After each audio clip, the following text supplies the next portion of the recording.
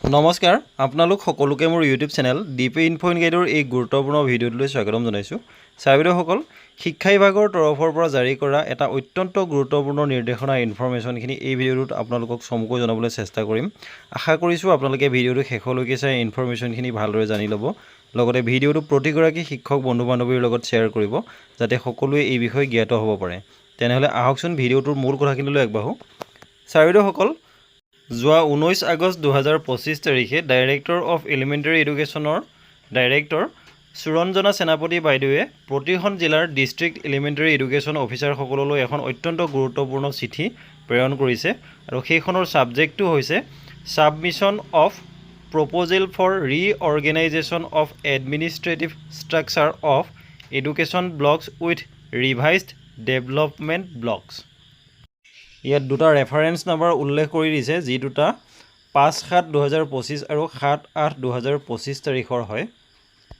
ছাত্ৰসকল, চিঠিখন লাইন বাই লাইন পঢ়াৰ পৰিৱৰ্তে ইয়াৰ মূল কথাখিনিলৈ আহিছোঁ। ইয়াৰ মূল কথাখিনি হৈছে, ৰিচেণ্টলি আমাৰ বিভিন্ন সমষ্টিসমূহৰ যি পুনৰ নিৰ্ধাৰণ হৈ গৈছে, এই পুনৰ নিৰ্ধাৰণৰ ফলত আমাৰ যি ডেভেলপমেণ্ট ব্লক, সেই ডেভেলপমেণ্ট ব্লকসমূহৰ যি এডমিনিষ্ট্ৰেটিভ ষ্ট্ৰাকচাৰ, সেই ষ্ট্ৰাকচাৰৰো পৰিৱৰ্তন হৈছে।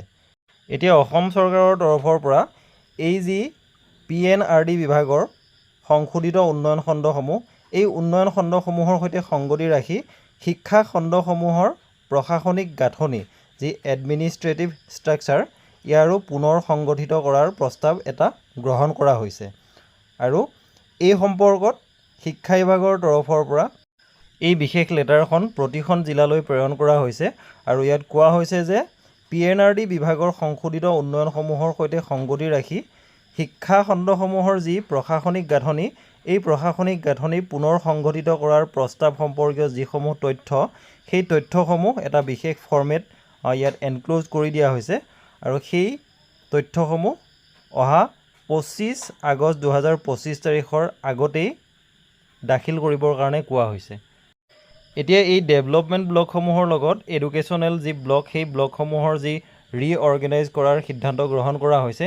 ইয়াৰ ফলত আমাৰ কি হ'ব, আমাৰ বিদ্যালয়খন যিটো স্থানত আছে বা যিটো অঞ্চলত আছে বা যিটো এডুকেশ্যনেল ব্লকৰ অন্তৰ্গত হৈ আছে, কিন্তু ডেভেলপমেণ্ট ব্লকটো বেলেগত আছে। অৰ্থাৎ A নামৰ এডুকেশ্যন ব্লকত আপোনালোকে কাম কৰি আছে, কিন্তু সেই অঞ্চলৰ ডেভেলপমেণ্ট ব্লকটো হৈছে B। তেতিয়া এই দুইটা এলাইনমেণ্ট কৰোঁতে হয়তো আপোনালোকৰ এডুকেশ্যনেল ব্লকটো সলনি হ'ব পাৰে, নিয়েৰেষ্ট যি আছে তাৰ লগত সলনি হ'ব পাৰে।